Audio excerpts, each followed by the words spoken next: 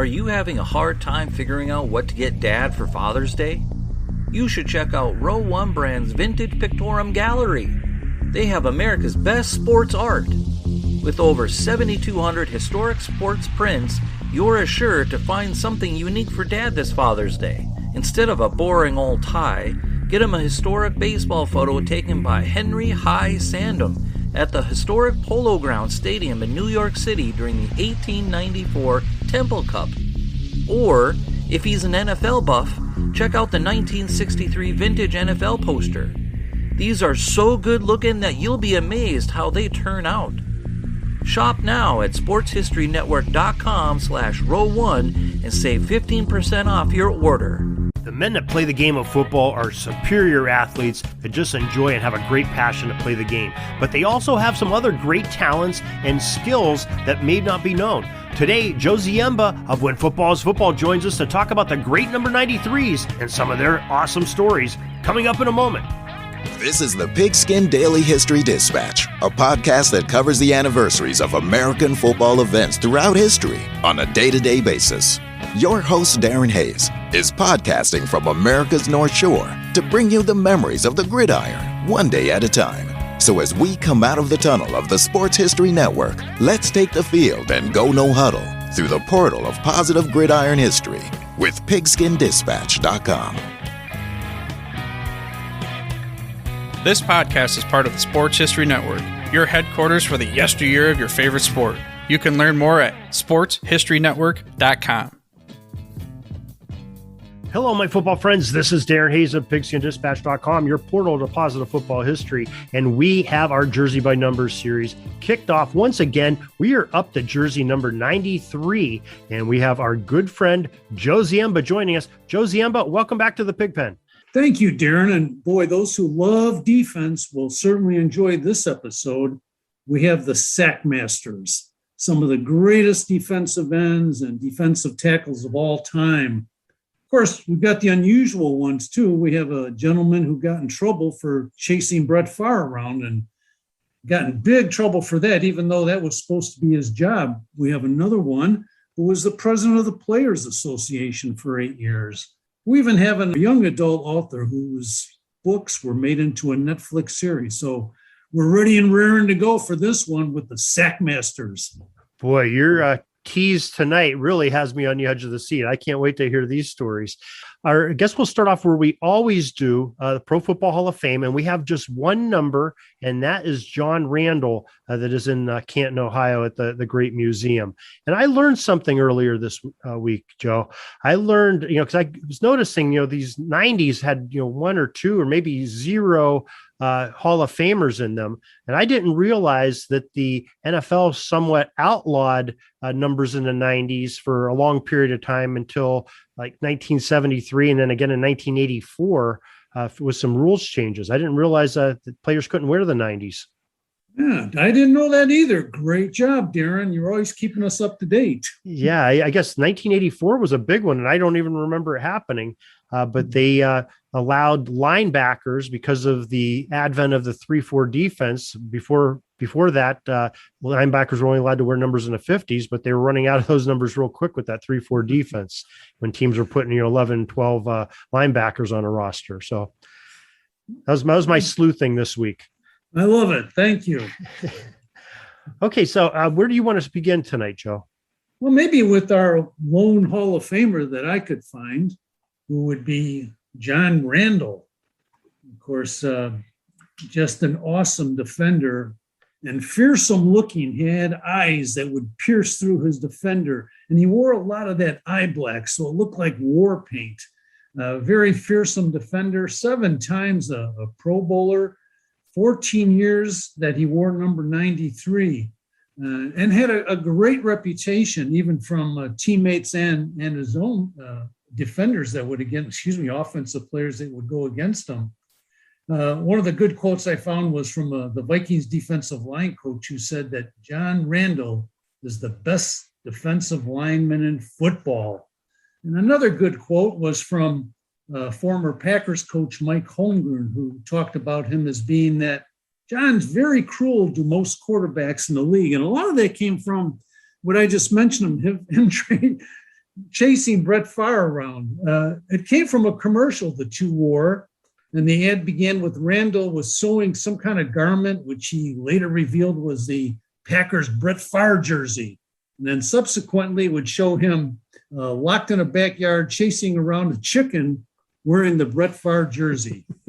Of course, that got him in trouble from the group, the treatment for ethical treatment of animals, that didn't think it was very funny. So he had to make some apologies for that. But that's when Holmgren said, yeah, he's a guy who is cruel to most quarterbacks in the league. So John Randall, I think, is going to be very top of our list to make our top 10 for tonight, based on his performance on the field, as well as those who played against him consider him a very, very good defender, both the tackle and end.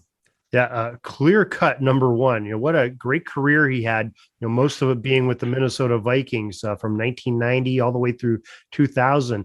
And I didn't remember, but I guess he did quite a bit with Seattle, playing 3 seasons there in the early 2000s. He had 20 some sacks in those 3 years, so he was a significant player there as well. So and we have several other defenders that maybe we'll mention. With your permission, sir? Sure, most definitely. One was considered undersized, Dwight Feeney, only 6'1", which is a good sized gentleman, especially when you weigh about 270 pounds and you've got some quickness. Played 16 years in the NFL, mostly with Indiana. 14 of those, he wore the number that we're talking about tonight, 93. 7 times went to the Pro Bowl, won a Super Bowl. And he was named to the All 2000s team, All-Decade team by the Hall of Fame. He developed a great spin move for his size and led the NFL in sacks in 2004 with 16, ended his career with 125.5 career sacks. So he was quick. He was shorter, still muscular. He was one of the fastest 40-yard times ever run at his pro day, I guess. 4.40 for a defensive lineman. But he often talked about his height or lack of it, and he said he used it to his advantage instead of a disadvantage. And Freeney said that if you want to have good leverage, you want to be low coming off the ball. So being a little shorter helps me to do that. The game is all about leverage. The height thing is overrated. So Dwight Freeney, 6'1".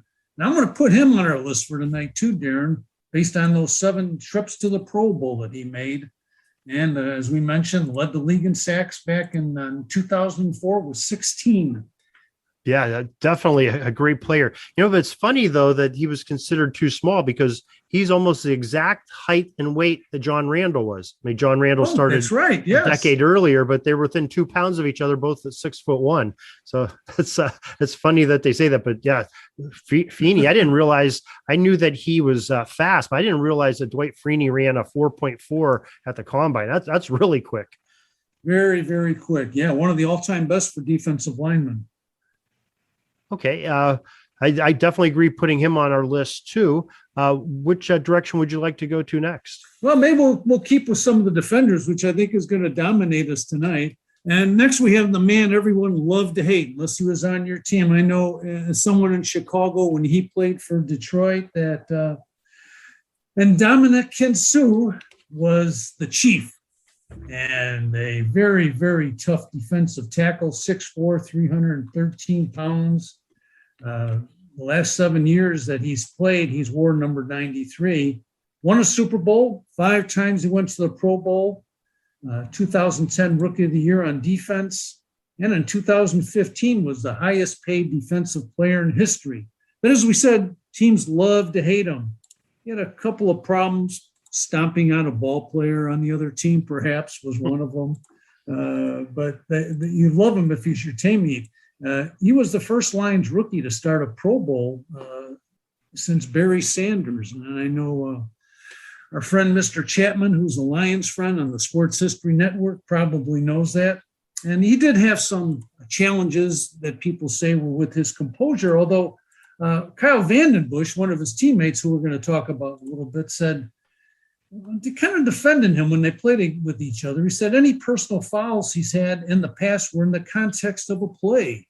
he's never done anything outside of the lines in practice. He's a guy that sits next to me in meetings every day, and he's calm, cool, and collected. I've never seen him lose his cool in practice. So Mr. Sue, a tough player, 65 and a half sacks and still going, and 202 quarterback hits in his playing career. So quite a player, as long as he's on your team. And he got nominate him for our top 10 list tonight. Yeah, great player, and he got to hold up the Lombardi Trophy last year too with the Tampa Bay. So he's still going strong with the old guys club down in Florida that's still playing good football. So I heard they've got a couple of guys, even somebody over 40 on that team, but that could be a rumor. Yeah, I think it's an ugly rumor. I can't believe that. That would never happen, right? Right. So what do we want to do with Mr. Sue? Put him on our list, or you want to I put him on the list. I as agree. Much as you hate to say it, he destroyed the Chicago Bears when he was with the Lions, and he's still a force. So, but yes, reluctantly, we must recognize his ongoing talent. I agree, but maybe if he had played in the AFC North or AFC Central at all, I wouldn't agree, but he didn't. So he can stay in the NFC. Good one. And another defensive end, he also played linebacker, defensive tackle, and nose tackle, is Greg Townsend. Member of the Raiders for his entire career, I believe. Played a year for Philadelphia, but he was in the league 15 years and wore that number 93 proudly every year. Twice made a Pro Bowl, one-time Super Bowl champion. Had 109 and a half sacks in his career, which is still 23rd on the all-time list, and even returned 3 fumbles for touchdowns. But he's also now an author. He wrote his memoir called All Times. I think we should give him consideration for our top 10 list tonight, based on the long time he played in the league and what a force he was on defense for primarily with the Raiders during his career. I remember him too. He was a great player, and I think we should probably be talking about him near the end here. We'll put some marks to make sure we call his name up again here when we go into our deliberations. Who would you like to discuss next, Joe? Let's talk about a taller defensive end, not a 6'1" guy, but a 6'8", 300-pound defensive end, Khalil Campbell. 14 years in the league, all wearing number 93, 6 times Pro Bowler. The Hall of Fame named him to the 2010 All-Decade team. And in 2019 or 17, I believe, he won the Walter Payton Award. So he's done some great things in terms of, especially with the Jaguars, setting records for sacks. He holds a team record for 14 and a half sacks for the year, and also for 4 in one game. He donated $1.6 million to the University of Miami for a special endowment for the football team for defensive linemen. So he's one who has given back after a marvelous career, which is still going on, and he's now with Baltimore. So I think he rates real strong support for our top 10 tonight, Mr. Campbell. Yeah, and I think he even had a great career with Jacksonville, but those years with Arizona, especially that 2008 season when they made the Super Bowl, he was like the catalyst of that defense, and a very strong player. And another one, I'm kind of upset with the NFC letting him come over to the AFC North. He's wreaking havoc there now. So, but yeah, great player, and one we want to definitely be talking about here as we get near the end. And okay. our list of defenders continues, Darren. Here's a guy that made his name as a 6'6", 300-pound defender, but he played fullback in high school and also played saxophone in the marching band. That's an all-around athlete and student. And I'm talking about Kevin Carter. Broke in with St. Louis back in 1995, played 14 years in the league, all of them with number 93. He was 274 pounds when he ran a 4.66 on his pro day and grew into, like I said, a 305-pound defender. Ended his career with 104 and a half sacks and led the NFC in 1999 with 17 sacks. So, again, here's one. Kevin Carter, I think, deserves to have a look at one of our top 10 tonight, which is turning into an all-defensive team. Of course, with that number, I think that's what we're going to end up with, all defenders. So Kevin Carter, I guess I would support for our top 10 tonight. He did make the All-Pro team twice, went to the Pro Bowl twice, I should say, and won a Super Bowl. So Kevin Carter. These gentlemen these last few are not only large, but what great resumes that they have. To be playing, defensive end and be over 300 pounds and be that tall. And you have to have a little bit of quick on that to hold that edge. And these guys are just doing outstanding jobs of it during their careers. And hats off to them for being such great athletes. Well, another larger man was Kevin Williams. Played most of his career at the Vikings and finished with Seattle and New Orleans. 13 years. In 12 years, he wore number 93. 6-time Pro Bowler, 5 times All-Pro, named to the Hall of Fame's All-2000s decade team. And he was, Minnesota always seems to come up with great defensive ends, but he was only one of 3 rookies to start a defensive end for the Vikings. And he ended his career with 63 sacks.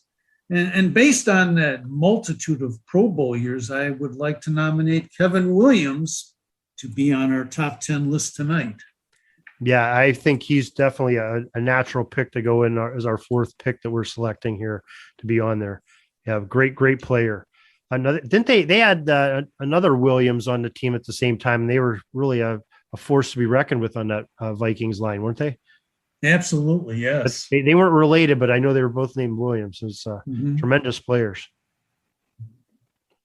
Then we have a defender played nose tackle. Nose tackle, they don't get the applause for the sacks or for the running down the quarterback when he's hopelessly blocked by 2 or 3 guys. But Jerry Ball, most of his career, he started out with Detroit, played 13 years, wore number 93 for 11 of those years. Here's a guy who was often double teamed at 6'1" and 330 pounds. He clogged the middle up. He was known as a run stuffer. He was hard to get around. So he didn't have a whole lot of sacks, but he played alongside John Randall, who we mentioned earlier when he moved to Minnesota. So that would have been a tough defense. And Jerry Ball was kind of a humorous guy. He once scored a touchdown, picking up a fumble, running it for about 20 yards. And I found this quote from him that I thought was kind of cute, where he described his touchdown run. So bear with me. He did a play-by-play of his own score. He said, okay, here comes Ball. He sees the fumble. Ball goes over and scoops it up. Now Ball begins to rumble. He sees Rich Gannon coming over. He says, don't try to touch me. Gannon dies, but Ball leaps up higher than the Empire State Building, over the top. Touchdown, Ball. Thank you, Ball. I love players with personality. So Jerry Ball, 13 years in the league and 3 Pro Bowls, 1-time All-Pro. Could be on our list tonight, Darren. He could be. Now, when you're 330 pounds and only 6'1", and you score a touchdown in the National Football League, you're going to embellish every part of that story you possibly can. And I don't blame Jerry. That's a great story and a great memory to have. And, and you talk about, that was sort of the job of that nose tackle in that era. They wanted to eat blocks up. They wanted their backers to flow through, especially the 3-4 was the whole premise. Let those 2 middle linebackers, swing through some holes by, eating up a center and a guard with a block. And he was one of the best that did it. So great job by Jerry Ball.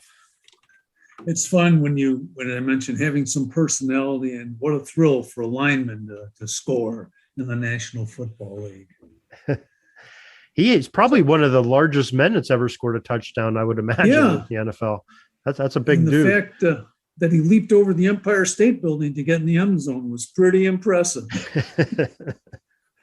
A guy that size, maybe he dragged the building over just to make it interesting. That could be. Could be. We have another player I like, another defensive end, 6'6", 310, who didn't make an All-Pro, but for our purposes, he wore number 93 for 15 years. That's Philip Daniels, broke in with Seattle, played some time with Chicago, Washington. As I mentioned, he started for 3 teams and had 62 career sacks. and I believe over 500 tackles during his career. Of course, it's hard to read my writing. He's now the assistant coach, or was the assistant coach with the Eagles when they won the Super Bowl. And Mike Holmgren, again, had a good quote about him, about Philip Daniels. He said, he's a strong man, very good versus the run. And if you concentrate too much on that, he can pass rush as well. So when you play against him, you're working all day long. So Philip Daniels, never made it all pro, but wow, 15 years in the league. I'm impressed. Yeah, especially playing a defensive line. That's no easy chore. You got somebody hitting you every single play. And think about that. There's only 10 guys on the field that can really say that they get hit every single play. And that's those interior linemen on both sides of the ball. So great job getting 15 years out of that. It is amazing how long some of these guys played. Keith Willis was another one, 12 years, started with a team called Pittsburgh. You may have heard of that team, Darren. Yeah. I've heard of him before. But at 6'1" and 260, he still was he was 2 times in the top 10 for sacks. In 83, he had 14. In 86, he had 12 and ended up with 59. He's currently the defensive line coach for Tennessee. So you may have more to add about Mr. Willis. Yeah, he was part of a sort of a rebuilding defense. He came in 1982, and that was about the time, Jack Lambert got his turf toe and he had to go in retirement. Ham had been gone. L.C. Greenwood and Mean Joe Green had left.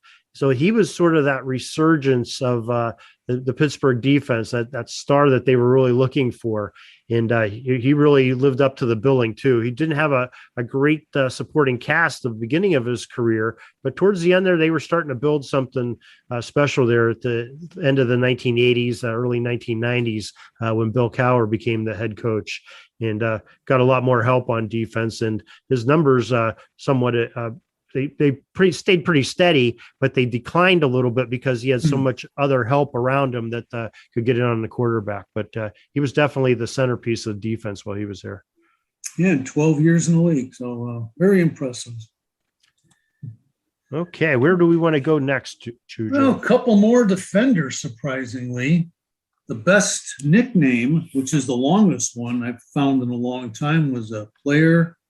Spent 15 years in the league, all with number 93.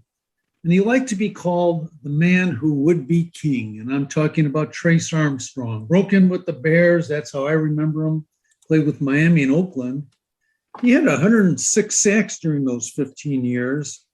Named to the all-rookie team, and his teammates awarded him with the Brian Piccolo Award when he's with the Bears, which is a very nice honor for an all-around, not only as a player, but as a person.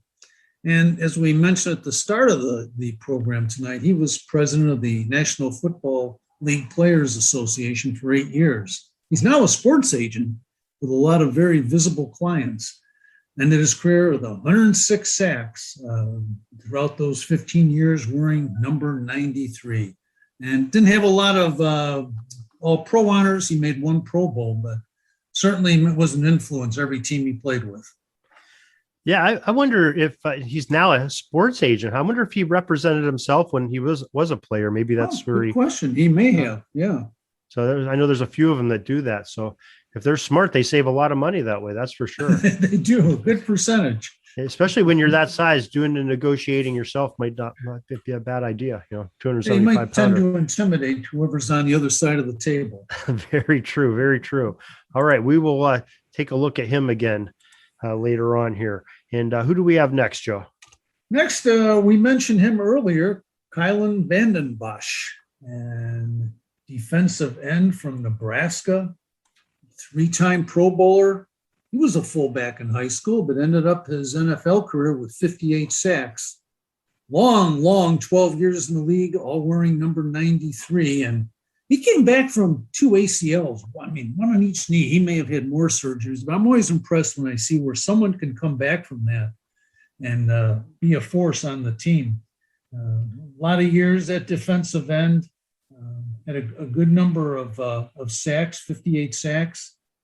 He's had a good quote as a defensive lineman, and Jim Washburn, one of the coaches, said about him. He was the Titans defensive lineman coach, said he's a whole lot more than a try-hard guy, Washington said. And this is after Vanden Bosch came back from the knee injuries. He's quick and he can run. He's good with his hands. He's a lot more than advertised. So so happy when I see a guy that can come back from serious injuries. He's now a current color commentator for the Cardinals. But, as I said, many years in the league, 12 years, all wearing number 93. So we may want to consider him for our top 10. Yeah, he really is an amazing story, because I believe, according to Pro Football Reference, he only played one game in the 2 seasons of 2003, 2004 because of those double knee injuries. I think they were back-to-back years, like you said. But he came back, left the Cardinals, and I think maybe they said, hey, this poor guy's had enough. But he didn't. He came back with the Tennessee Titans in 2005 and had 12 and a half sacks after double knee surgery. That is tremendous to come back and have a season like that after, especially with a new team. Just some great willpower there and great healing power as well. So, yeah, Kyle Vanden Bosch is definitely one we want to take a look at later here. Now, a couple more, again, surprise defenders that I might want to mention. Trevor Price played 14 years, 9 of them with number 93, was named to the Broncos 50th anniversary team. 4-time Pro Bowler, won 2 Super Bowls. But he's the author I mentioned. He wrote a young adult series after he retired in 2010 called Kulipari, An Army of Frogs. And in 2016, Netflix made a series out of that. So here's a guy who really had a nice career, but now has found success doing something else, writing young adult fiction. Yeah, it's hard to picture a man of that athletic, 6'5", 290 pounds, sitting down at a typewriter and having such success. But can't stereotype. You have these big guys have some great talents off the football field too, and hats off to him on that. Great job finding a second career. And just like to recognize maybe 2 others here. That don't have the All-Pro honors, but as I've mentioned in the past, I'm always impressed by anybody who can spend several years in the big leagues. One was Luis Castillo, played with San Diego for his 7-year career, wearing number 93, a defensive end. I guess I pushed him up there because he's from Chicago's Big Ten team, Northwestern. He ended his career with 19 sacks. And another individual, Wayne Martin, made a Pro Bowl. Played 11 years, all with number 93, defensive end out of Arkansas. And his entire career, those 11 years with 82 and a half sacks, were spent with New Orleans. So a couple more to consider for our list here today for our top 10. Okay. Yeah, great job on that. I have one that maybe we ought to talk about here too. He wore the jersey for 7 seasons, Richard Seymour. Just a tremendous career. Part of his career, he wore the jersey 92. We talked about him in the last episode, but the majority of his career was wearing at 93 for the New England Patriots. And, all in all in his career, 7 Pro Bowls, 3 All-Pros, 3-time Super Bowl champion, all 2000s decade team. Definitely somebody that's worth mentioning, I think, with these jersey number 93s. Oh, yes. Okay. Did you have some more players also?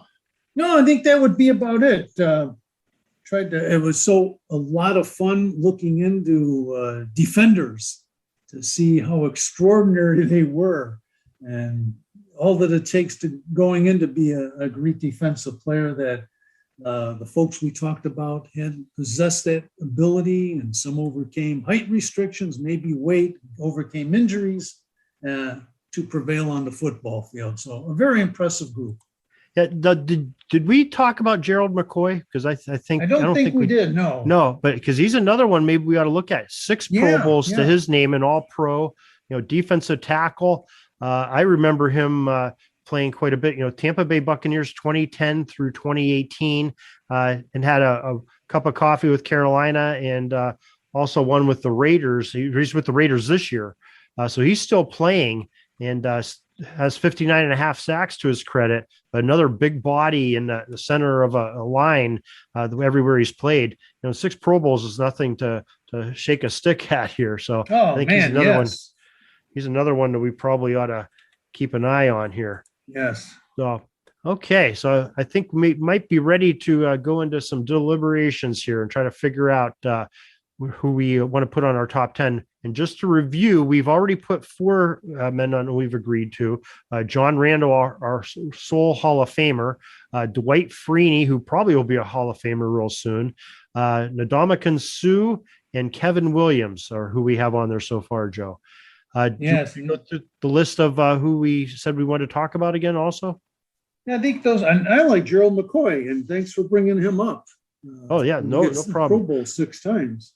Right. Okay. So the ones that we have not decided on yet, we wanted to come back to it. Calais Campbell, Kevin Carter, Richard Seymour, Gerald McCoy, Trace Armstrong, Greg Townsend, Trevor Price, Jerry Ball, Kyle Van Bosch, and I think and Keith Willis are the ones that we said we need to choose 6 of them to fulfill our obligation of our top 10 here.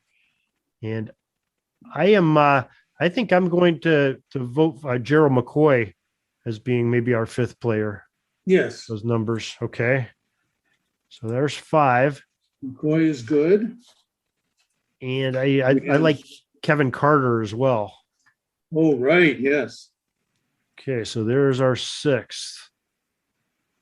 Who do you have in mind here? Trevor Price, 4-time Pro Bowler. Yeah, I think he's a good one. So he is our 7th. And Seymour's got those Pro Bowls too. Yes. 8 seasons. So we better get him on there too. So he's our 8th. I like that. And so we got Vanden Bosch, Ball, Townsend, Willis, Calais Campbell. Well, Campbell, 6-time Pro Bowler. I think we got to include him. Yeah, I agree. So there's our 9th. And so probably if we're going off the Pro Bowl list, I think probably is Vanden Bosch the next one that has. He has 3 to his name. Yes. So probably going to be Vanden Bosch then. Yeah. Yeah. Okay. Wow. Good. That was some good work there. So it was tougher than I thought. yeah, it was. You got these big guys, and they're some of their stat lines and their Pro Bowls that they've made are also similar. It really makes some hard choices, but they're all just such great athletes for being such large people, and tremendous to watch guys like that when they can move around and make things happen. And so, yeah, a good group, a nice list of 10. I think it's a very worthy top 10. Most definitely. So we talked a little bit. You were just on recently, so we talked about what you have coming up when football was football. Some upcoming episodes, and we're excited about that. Is there anything? Could drop us a few teases on your book that you're wrapping up, maybe that we could look forward to? Yeah, the book is wrapping up. It's now in the publisher's hands. And it talks about the forgotten history of the NFL's oldest rivalry, the Bears and the Cardinals. And what's kind of fun was we tried to not rehash all the stories that might be well known, but to go behind the scenes a little bit to see if maybe some of the stories that have been passed down through the years are not accurate. So that was a great fun part of it. Maybe why it took so long to get it together. So thank you for asking. Yes. Yeah. What's the most fun part of doing the research on it? Is it doing, interviewing, maybe former players or family members, or is it, digging through those old newspaper articles or going to the library? What's your favorite part of the research? Oh, great question. The favorite part would be when I read about something that's in stone and then research and find out, no, it's not. Maybe something that's been publicized year after year for the last 80 years, and you find out it's incorrect. And you go, whoa, this is wonderful. And there's no one to tell it to. So when the book comes out, there's a whole lot of stories like that. But I enjoy that. It's not that you look for it, but sometimes you find some information, you scratch your head and say, wait, this is not what I've read. It's contrary to what's been published. So that's always a lot of fun. And one of the sad parts is sometimes you interview relatives of players that may not have the right information or may have heard something happen throughout history. And unfortunately, the player did not accomplish that in 1935 or something. So that's always tough. So you just have to go with the truth and say, well, around the NFL, you can't get any worse than that. That's wonderful. I mean, any better, I should say. Right. Yeah. So even a bad story is a great day for somebody that's made the NFL in their career. So yeah, we appreciate you preserving that football history and keeping us on our toes and bringing us the facts, especially with the teams from Chicago. And we're really excited about this book, and I can't wait to you give us some news of when that's going to be released, so we can all start going to Amazon and Barnes and Noble and every other bookstore and hitting their shelves and have them come flying off into our reading library at home. So very excited about that. So thank you. We appreciate that, Darren. Thank you. Well, Joe, I appreciate your time again. I know I've kept you busy here the last couple of weeks. You just got done with your book, and then you got some knucklehead calling you and saying, "Hey, Joe, can you help me out here?" So I really appreciate that on these short notices, and everything you've done through this great series that we've had. You've been on quite a few of our jersey numbers, and we're winding down here in the next couple of weeks. I believe this is the last episode we have you on for, and but just thank you so much for everything you brought to this series. It's been a real popular series and been a lot of fun, and you've been one of the people that's made it that way. Oh, thank you. Just wonderful to see the response to the series. The numbers are extraordinary of people who are interested in this type of football history. So that always makes me feel good. And thank you again for allowing me to be part of this great program that you put together, Darren. It's the players that do it all, and then the historians and experts like you that have us remember it. So you guys perform all the magic. It's you make my job real easy, and it's been a pleasure to listen to all of you. You tell us about these stories and these great players and remember them. And a lot of people have wrote in and said how they, oh yeah, I remember that guy from the late 1960s. I remember this guy. I remember that play you talked about. So it's just great stirring up nostalgic memories from somebody's younger years, and that makes them feel good about football. That's what it's all about, right? Absolutely. All right, Joe, I won't take up any more of your time. I appreciate you, and thank you very much. Thank you, Darren. Good luck with the rest of the series. Hey, are you ready for some football? Some fantasy football? How about some daily fantasy football? Silly questions, right? Of course you are. You're ready to talk some smack and win some cash every Sunday, and Thursday, and Monday, and whenever there's football games.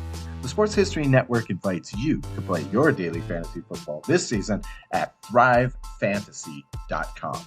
Thrive Fantasy offers hundreds of thousands, millions in cash every day on NBA, MLB, PGA golf, cricket, esports, and of course, NFL football. Every week during the 2021 NFL season, Thrive Fantasy has pool play contests and heads-up matches with prizes of all sizes, and even free play contests for real money. Sign up with Thrive Fantasy today to get a 100% match bonus on your first deposit for up to $100 in free daily fantasy football play. Visit sportshistoryNetwork.com/thrive. That's THRIVE, or enter promo code SHN when depositing at the cashier. Join Thrive Fantasy today, earn cash prizes, and support great shows like this at the Sports History Network. Now that's a win-win-win situation for you to kick off your own NFL season.